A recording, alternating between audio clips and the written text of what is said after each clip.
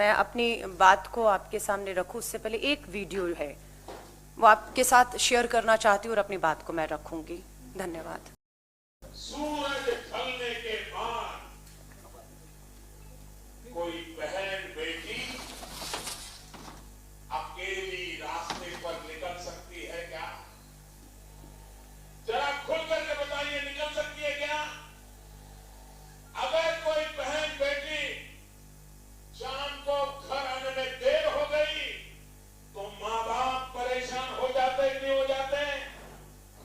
भाई को बाहर भेजते ही नहीं भेजते? देखो बेटा बहन आनी बाकी है, चिंता करते ही नहीं करते?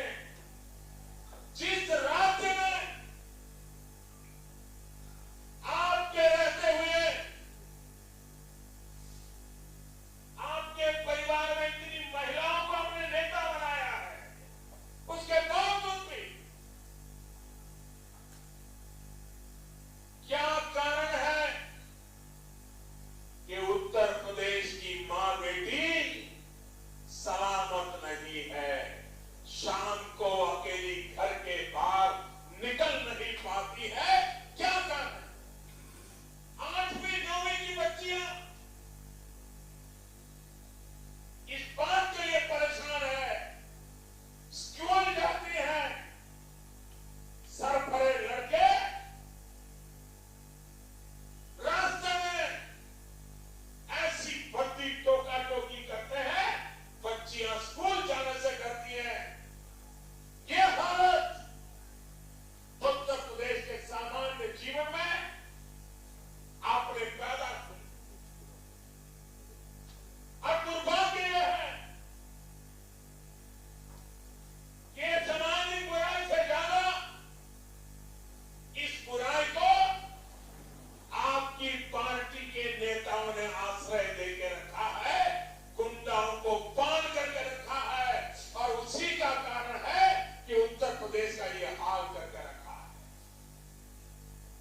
भाइयों बहनों, अगर हिम्मत हो, नेक इरादे हो, तो आप उत्तर प्रदेश में अच्छी कानून व्यवस्था कर सकते हैं। यही तो सरकार थी, यही तो मुलाजिम थे, यही तो दफ्तर थे, यही तो पुलिस वाले थे। लेकिन जब कल्याण सिंह को सेवा करने का मौका मिला, राजनाथ सिंह जी को सेवा करने का मौका मिला, भारतीय जनता पार्टी के मुख्यमंत्रियों को सेवा करने का अवसर मिला, ये सारे गुंडागर्दी करने वाले लोग या तो जेल में थे या सीधी लाइन पर चलने के लिए मजबूर हो गए।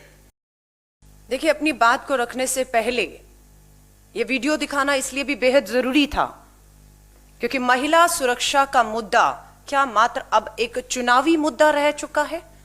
ये जो दहाड़ थी, ये 2017 उत्तर प्रदेश के चुनावों में देश के प्रधानमंत्री जी की ये दहाड़ थी, ये खामोश क्यों हो गई? ये सुनाई क्यों नहीं देती? आज हम सबको मालूम है 17 फरवरी कल उन्नाव में मात्र दलित बेटियों की बात नहीं है, कोई भी बेटी उत्तर प्रदेश में सुरक्षित नहीं रही। कल की घटना मानवता को शर्मसार करती है। एक बार फिर से प्रधानमंत्री जी ने अपने भाषण में कहा, शाम होते बेटियां घर से नहीं निकल पाती थी। ये बेटियां जो उन्नाव की तीनों नाबालिग बेटियां 13 साल उम्र, 16 साल की उम्र और 17 साल की उम्र,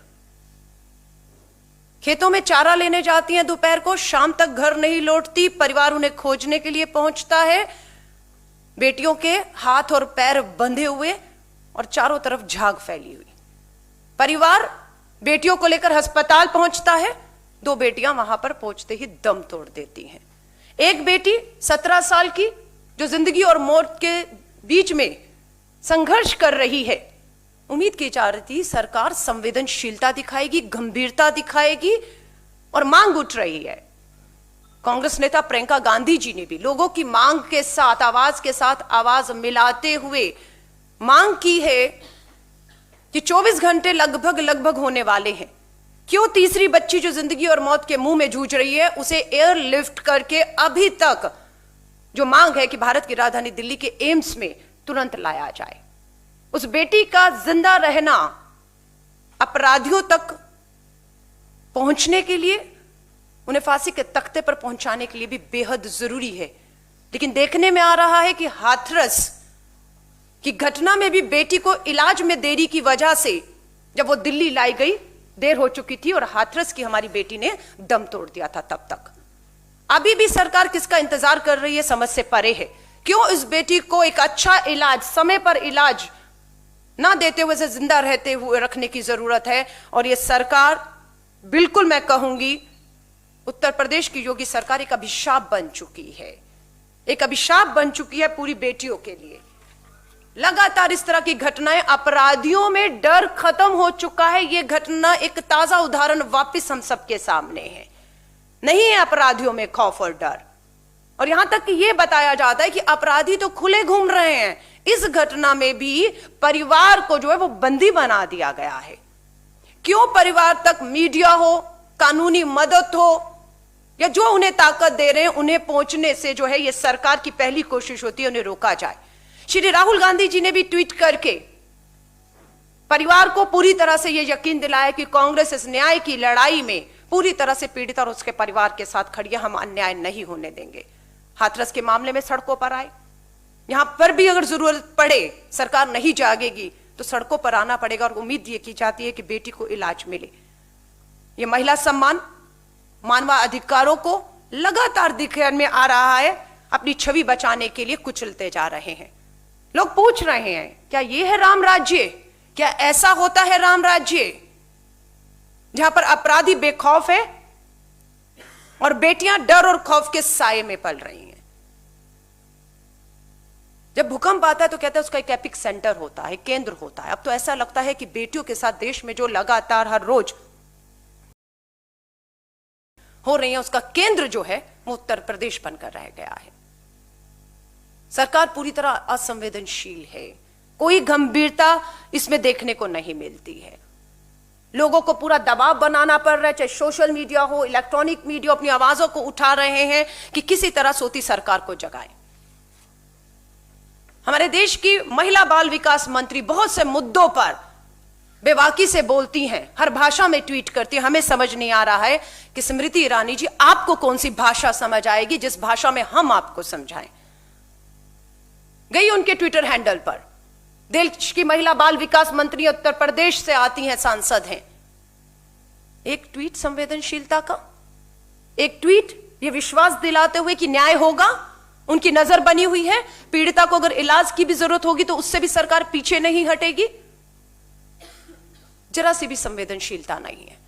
देश का महिला बाल विकास मंत्रालय भी मुझे लगता है सिर्फ उन्हीं मुद्दों पर बोलता है जिन मुद्दों को, जो मुद्दे भाजपा की राजनीति को जो है वो सूट करते हैं।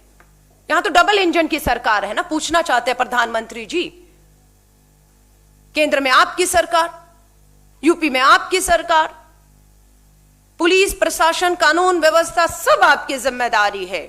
किससे सवाल किए जाएं? क्यों ये डबल इंजन की सरकार जो है वो फेल हो रही है? क्यों अपराधियों में खौफ नहीं बन पा रहा है? अब ये मान लें कि उत्तर प्रदेश में अगर बदलाव आएगा तो अब सत्ता के साथ ही बदलाव आएगा।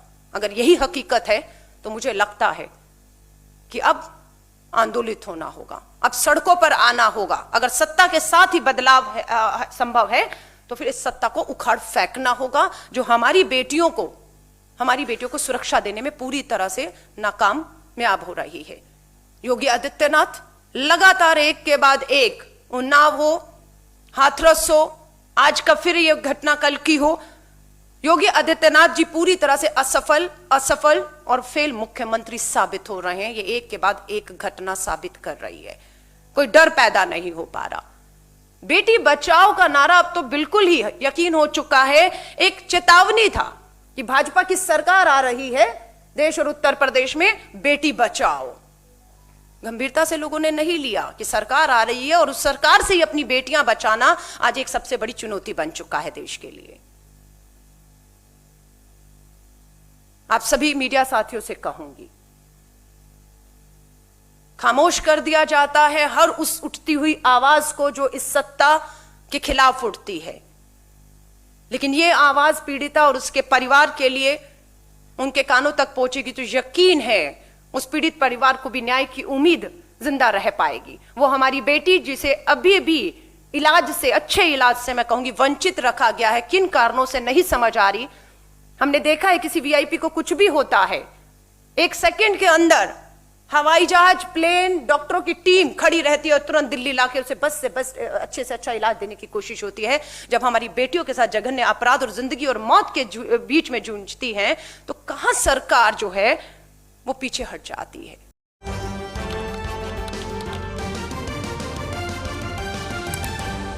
आपकी आवाज